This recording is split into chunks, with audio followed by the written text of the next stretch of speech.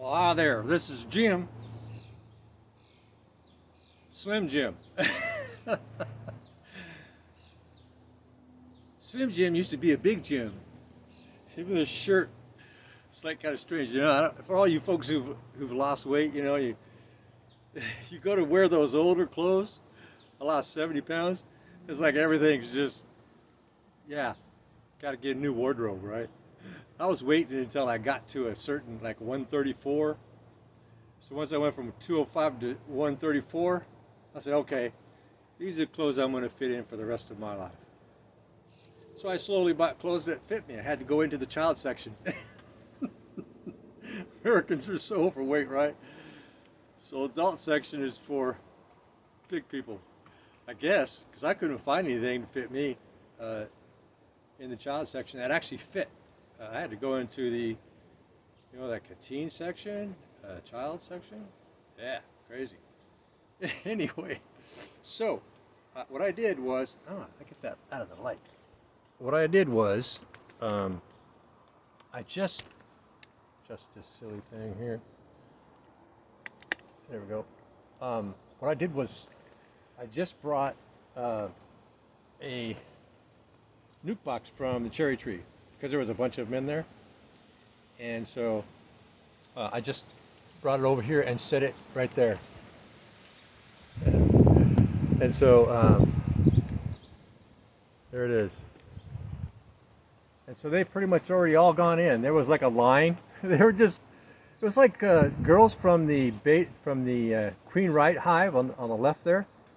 There was bees that went into that other box, and all of a sudden a whole bunch of bees came out in a line and went into the Queen Right box. Yeah, crazy. So I typically let that sit there for about an hour or so, or whenever. Yeah, there was a lot of bees that came out of there. But they had to be coaxed by the Queen Right hive, by the bees that went in there and got them. And now I don't see any more activity. What are you girls doing in this empty box? Mommy's over here. I watched that happen. Right? There was drones in that one. Yeah. So the Queen Right bees, they went in there and brought them. Right? So this is how I get pesky bees. I gotta say though, all the hundreds, if not over 1,000 hours that I have sat here since I've had bees, not once have I ever been stung sitting here. Buzzed thousands of times, but not once have I ever been stung. Watch what comes along and stings me. Right on video, right? I'd leave it. Because that's like a rare thing, right? That's like special. It's rare. The only time I ever got stung sitting here, there was bees coming in and out of another hive. I had a different hive last year. Those were farm bees. And they were coming in and out, passing my head. They'd come out and see me and then just go this way or go that way. Well, a gust of wind came and changed her trajectory, and she landed right in the corner of this left eye, and I immediately batted, and she immediately stung me. And that's the only time I've ever been stung sitting in this chair. Buzzed 1,000 times? Oh yeah, all the time. But a bee's instinct is not to just go out and sting whatever they can find. That's those crazy African bees, right? Yeah, that's a fly. Even flies, land on me. So some of these flies are bigger than the bees. And so, yeah, never been stung sitting here, ever. Not once, except for that wind. I tried to dodge her. I seen that wind taking her. And I tried to dodge, but that wind was taking her. Yeah, it happened too fast. Plus, I wasn't ready for that. I was like, because it's never happened, right? Something's never happened. You don't think it's likely to happen because you've been in that situation hundreds, if not over 1,000 times. You just, you don't expect that because it's so rare, right? Like an elephant flying into the trees. It's just kind of rare. And so, so what I did was put another box. So I took that box out of the cherry tree. It's about 70 feet away, and I had another box that I could just put right up there. And so down, put the other one up. So so the stragglers have somewhere to land and rest. Otherwise, I've seen them where they just drop to the ground in a pool in a pile. I've gone out one time and there was a pile of them at night. It must have been about 11, 12 o'clock. There's just a big pile sitting on the ground where the hive, in the area where the hive was. When I transferred that was about 3 years ago. And so last night, I took that box and I brought it, well actually it's one that's in the tree now, and I brought it around midnight. I brought it back here, and there was only about a dozen girls all clustered up together for the night that just couldn't find their way home. No way home, home, home. No ET place to go. So I just took a stick. Yeah, I know, I hear you. I just took a stick. Don't get in here. And let them crawl on it. Put a stick inside that, I had no stick, and I would just let them crawl on it inside the hive, and then put them right in front of the queen right hive, and they crawl right in. And I did that with, there was about a dozen. They looked a little dirty, so yeah, a dirty dozen. So they just crawled right in. Right? Are you done? Okay. Yeah. Now that I have 4 hives right here, typically I only had 1 or 2 hives at any given time over the last 3 years. And now I got 4, like right here in my face area. And I've seen one come out, buzz me, I do this number. About 30 seconds later, she's exhausted, she flies right in that hive. Same thing, all of a sudden one come out of there, buzz me, fly right back in. Same with over here. Probably eventually the same with that new one. And so I just stay ready because they'll continue to buzz me, waiting for a reaction. Their intention is not to sting me. Their intention is to investigate my intentions. What is your intentions?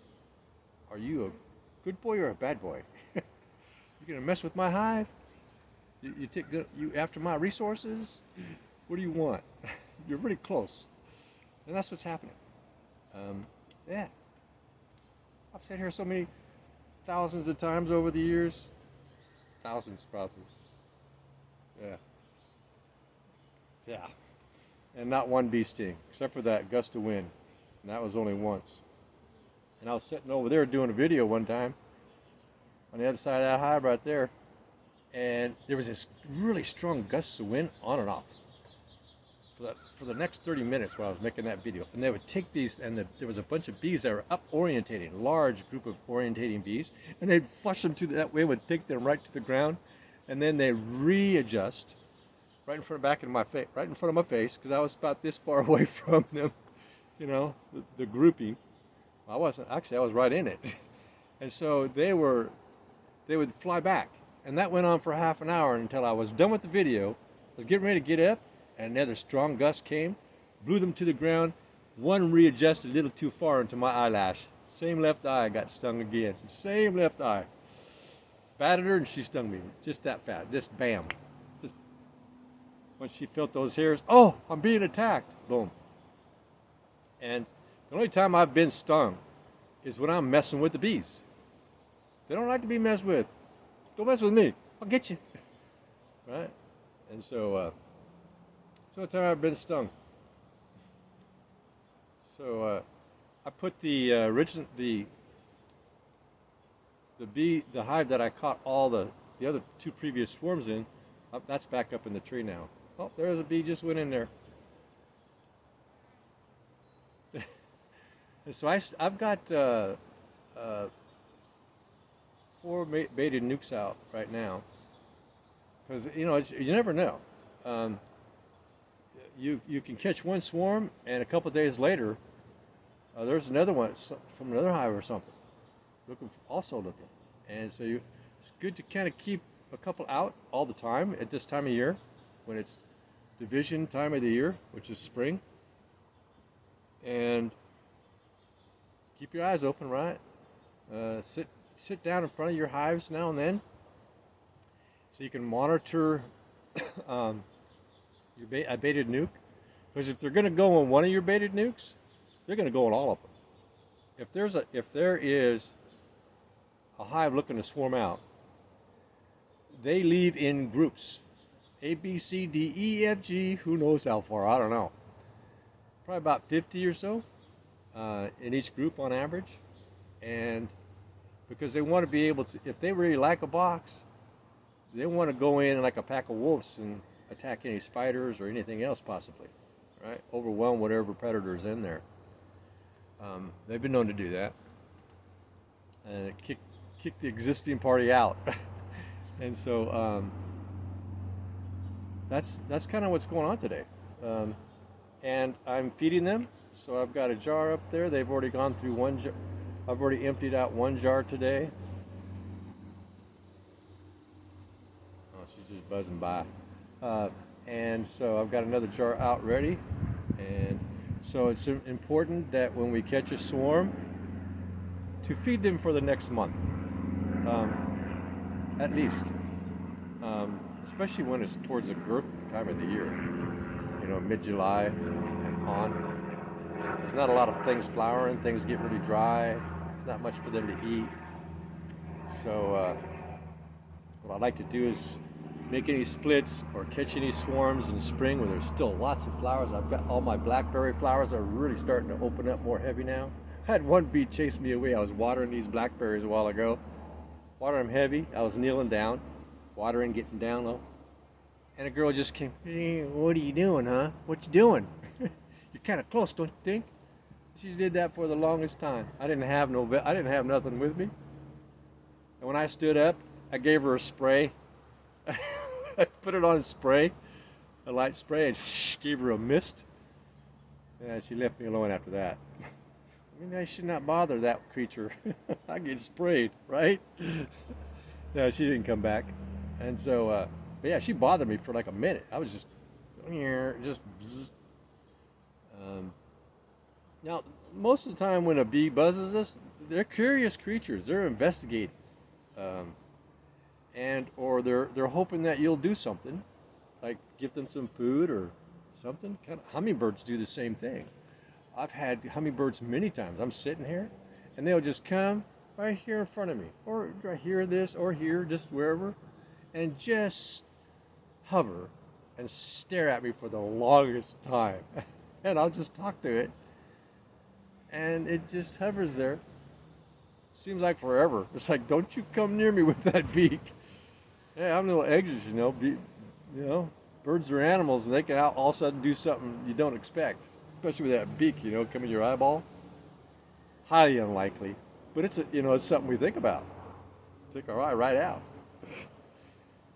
Oh, the more spider webs, and so there's always spider webs trying to encompass this cove. And now and then, I'll see a bee dangling, trying to get out. And I free her. Free! You're free.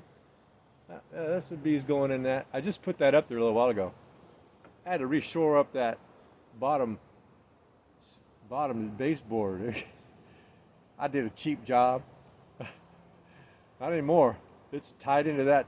It's tied in now. So, yeah, when you do a cheap job on something, you find yourself tinkering with it. Then you go, okay, reevaluate, reassess, re-examine, redo. Because I don't have to mess with it anymore, period. And so that's what I did a while ago.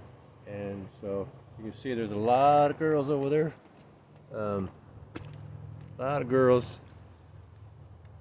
Just, oops, earthquake. A lot of girls over there feeding in that feeder. And that, by feeding them like that, it'll give them a, what? Oh, you're gonna mess with the phone? Really? Yeah, it's black. I don't like black. And so, by feeding them like that, it allows them to build up those empty frames fairly quickly. Because that is like their number one goal is to take those empty frames and get them ready for the queen. Now I put a frame in there of odds and ends of pieces of comb, and I put rubber bands around it to hold the comb together. So they had something, so the queen could actually get in there once they clean those already made cells.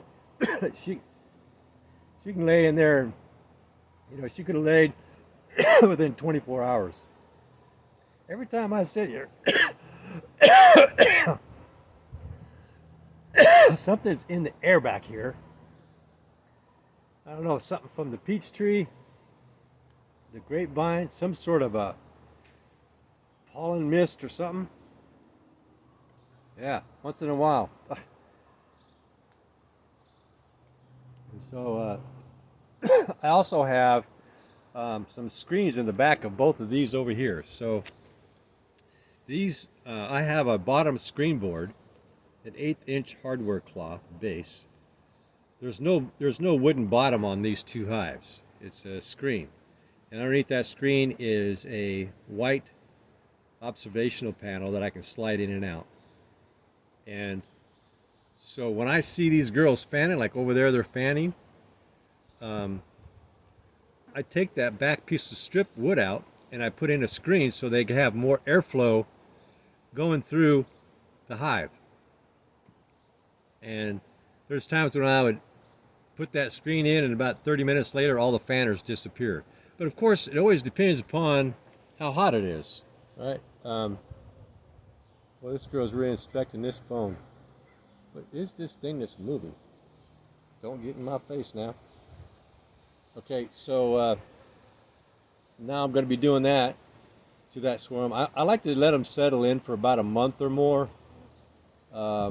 with a wooden bottom, just to so they really feel comfortable about that hive and staying there.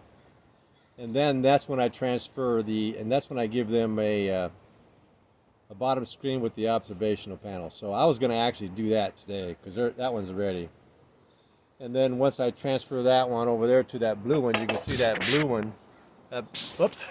You can see that blue hive over there with the yellow flowers. That's the hive that one is going to be transferred to. Put in about 5 frames because that nuke right there already has 5 frames in it. So I'll put 5 empty frames in the blue one over there, and that'll give them 10 frames. I might just give them 9 frames. They make those combs so thick they stick together and I can't get them apart without destroying the combs and the frames. So 9 or 8 is probably better frames. It's easier to get them apart. But by having 10 frames in there and having a tight hive, so what is that? So that having it so that it's tight, frames really close together. When it gets cold in the wintertime, those frames are closer together, and when they spoon, it's easier to keep any cells alive.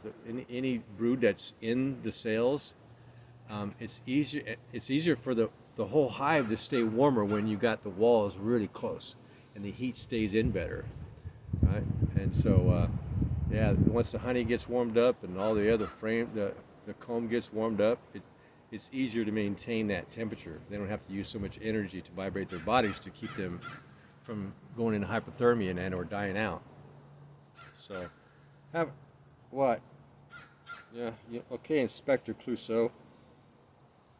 And so that's why 10 frames is probably best, especially for places that get really cold, like North Dakota or other places that get really cold and freezing. It's unusual for our winters to get too cold too long.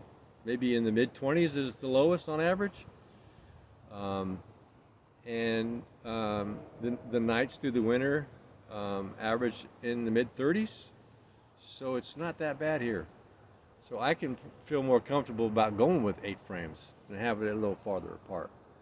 And it's easier to take them apart and inspect them and not have to cut the comb and tear it all apart. Every time I take the frames apart to inspect, they bring out the little tiny white baby larvae that I broke the caps. Yeah, I just don't like destroying the frames like that, unless it's absolutely necessary. Yeah. I've killed so many thousands of larvae, and you know, cap brood, and yeah, I don't like doing it. Now, there's some situations where bees just will build really perfect frames. That perfect spacing, you can slide your frames in and out, no problem. Um, but I haven't experienced those kind of bees. These bees cluster their comb very overnight. They'll attach one frame comb to the next frame comb to the next frame comb tight, like mold it. And I go in there and it's a mess. So I just don't have those kind of bees that do those perfect frames. Oh well. Now, if I was to take the frames out once a week, keep them from doing that, I'm sure that eventually those frames would turn out like that. But I don't like taking them apart. What, investigator? And so I've had two girls come out buzzing me, and then one got exhausted, flew into that hive. The other one got exhausted and flew in the other hive. So each one has their own perimeter guards, exterior like outer perimeter guards, and they'll go much further out to look for things they don't like in the area, and which is probably why I got accosted back there in the blackberries. That particular exterior guard, perimeter guard, which she's the one that's further out, which is kind of good, those guards can intimidate wasps and other certain pests from getting even close to the hive and start causing the hive stress trying to get in. So yeah, it's good to have those perimeter guards that go a little further out. So yeah, I can proudly say I've never been stung sitting here, except for that one wind that caught that girl. I seen it was gonna happen. Oh, that wind's gonna get her. It did, and boom. Really? I take my hat off and you come and get me. Fine. Are you in there? I don't know if she's in here with me or not. She probably saw me moving around. Yeah, so I'm gonna have to probably wear something like this more often. What I'm setting here, because now I'm being accosted by bees from 4 hive. They're gonna be coming from 4 hives because they're right here. I'll be moving this probably right in the center here, and I'll have a similar distance from all 4 hives. So they're gonna all be coming. All their perimeter guards will be coming and investigating me. So I'm probably gonna have to wear this frequently, and yep, most likely, probably, but that's okay. And what I'll end up doing is probably wintertime. I'm going to clean that area out back there. That's a nice, good cove back there. Really nice, good fenced-in cove. And I'm going to take all these hives and the structures, and so I will build new structure back there, get it all level. I want it about a 1 degrees, so that the entrance is here, and you got about a 1 degree slope. So I'll keep it, you want your hives level. So I'll do it. That's what I did over here. Had my levels out and got all that level over there. And so, I'll just shift all those hives back there and just leave one right here for my rest stop when I'm just chilling and want to enjoy watching my bees. I generally never had a problem with just one hive. Generally, never a problem. They usually hardly ever buzz me. But when there's 4 hives here now, that's just going to pick up, and it's going to increase the odds of getting stung. But what I've done is I've come up with a pretty good method of dealing with bee stings now. Not the last one, but the 2 previous ones, the 2 previous last bee stings, I went into anaphylactic response. The previous 3rd one, I checked into the emergency hospital. Shortness of breath, tightness in the chest, just not feeling right. but it, but I waited 2.5 hours before I did that, thinking that I'll be all right. It was getting progressively, slowly worse. And so I checked in and I set and they did a quick evaluation to make sure I wasn't dying, triage kind of thing going on. There was like 60 people in there, and oh, you sit over there. So I sat there for 3 hours until I felt fine. They didn't give me no medication. They didn't do nothing. They just examined me, they just made sure I wasn't dying, and then had me go take a seat. So 3 hours later, I checked myself out because I felt fine and went home. And about 2 weeks later, I got stung again. Right between the two fingers here, I was fiddling right in front of the hives. Bees were all walking all over my hand, and I must have tapped one, and she stung me there. I was messing around in front of the hive, readjusting something underneath.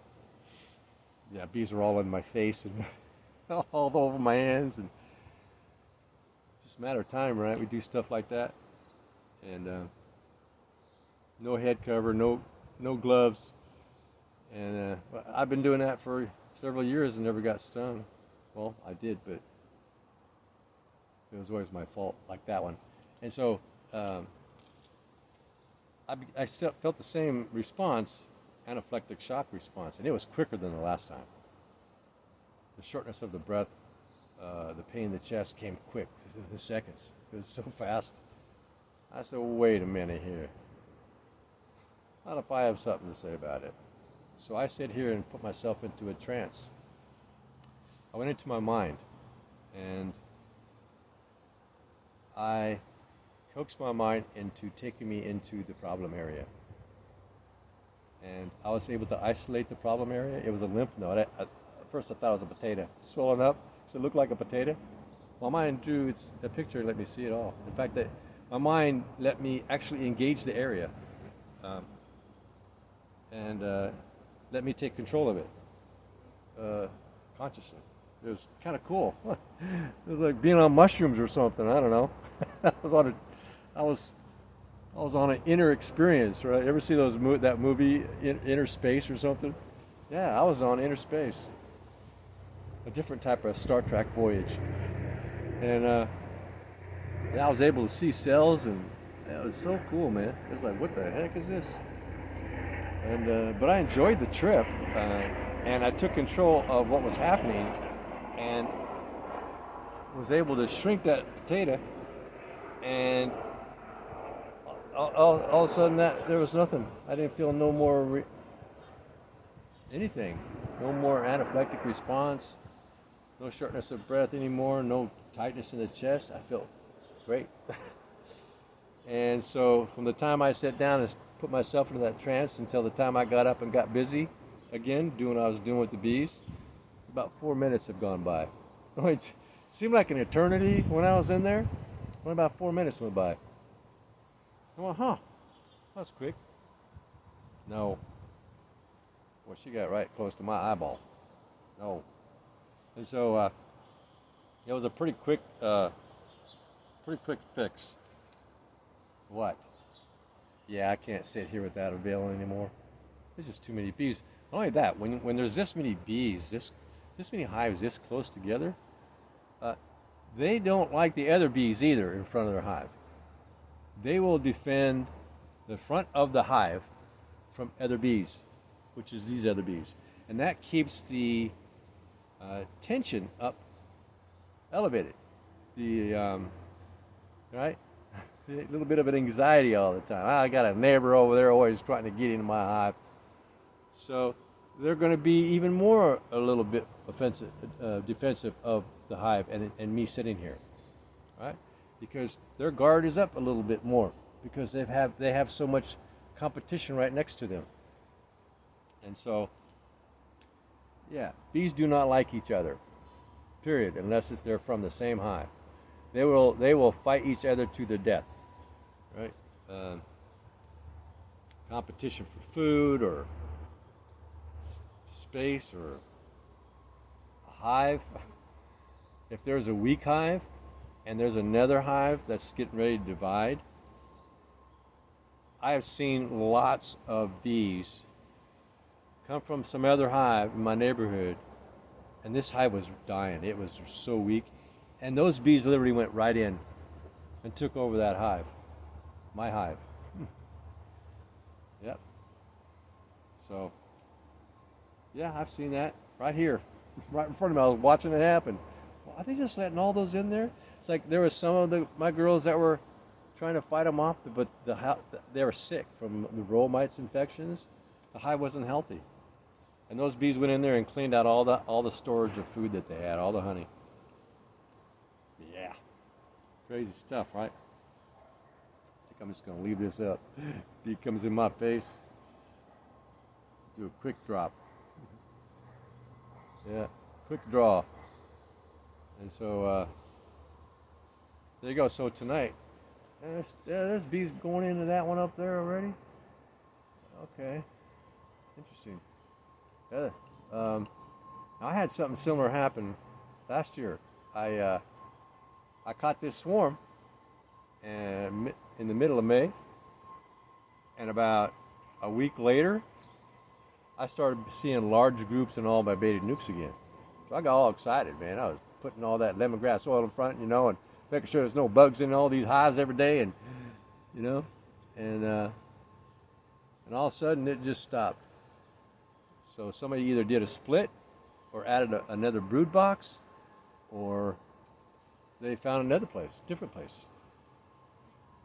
But I almost caught 2 swarms last year, really close. I missed it by that much. So yeah, I've seen some fanning over here, some fanning over there. So yeah, it's a pretty warm day today. So what I might end up doing is raising the hives up about this high. Pretty simple to do. I made my process so simple. Just prop up one side, put a stick, something thick there on another corner, another thick, so that it'll have, on hot days, you get that nice airflow, because you got that, I have that 1/8-inch hardware cloth. And so it's like opening up a big sliding glass door, right? And letting the air flow freely. And so that's what I'm going to be able to do. Instead of them trying to, like over here, there's a lot of girls fanning.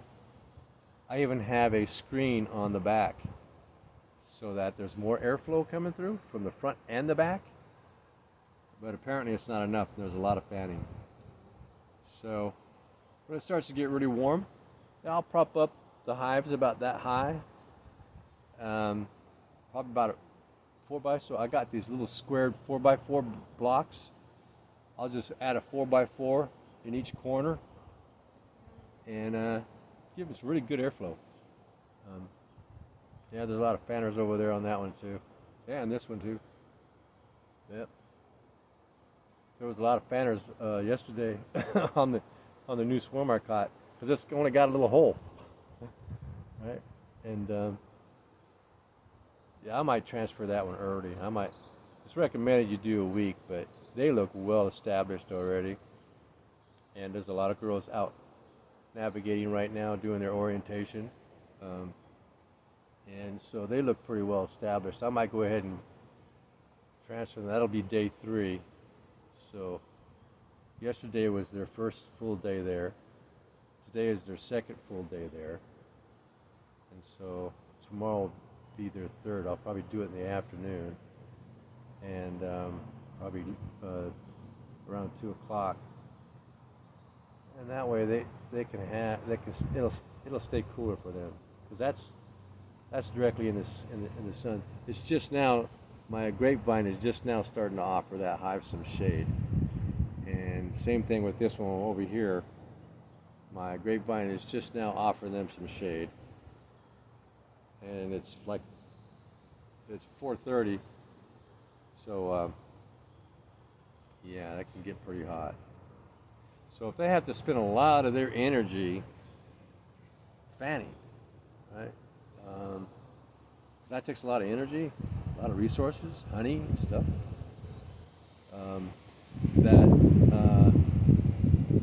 That's just a waste. So if there's something we can do to make their life simpler and easier, where they don't have to spend so much energy and trying to survive that living in a box, they'll make more honey, right?